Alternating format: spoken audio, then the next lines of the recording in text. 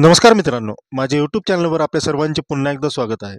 आज आपण चर्चा करणार आहोत सुधारित पेन्शन योजना, आश्वासित प्रगती योजना, 3% महागाई भत्ता वाढ तसेच वेतन तफावत.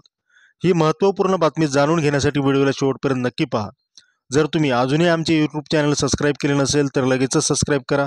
सोबतच बेल आयकॉन दाबा, जेणेकरून अशाच उपयुक्त माहितीचे अपडेट्स तुम्हाला वेळोवेळी मिळत राहतील. महत्त्वाचे निवेदनपत्र सादर.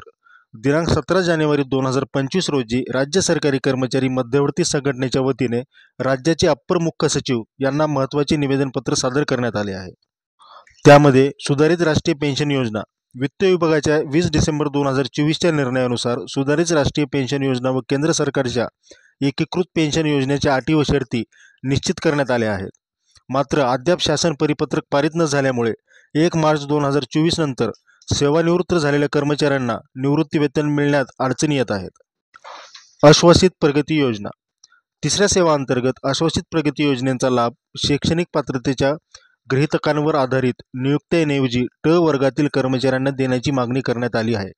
या संदर्भातील प्रतिक्रिया अद्याप प्रलंबित आहे. वेतन तफावत दूर करणे. पदोन्नतीधारक कर्मचाऱ्यांच्या वेतनामध्ये निर्माण झालेली तफावत दूर करण्याची मागणी करत आहेत. महागाई भत्ता वाढ.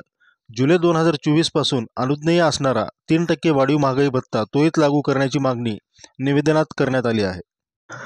राज्य सरकारी कर्मचाऱ्यांसाठी या विषयावर त्वरित निर्णय होणे अत्यंत गरजेचं आहे.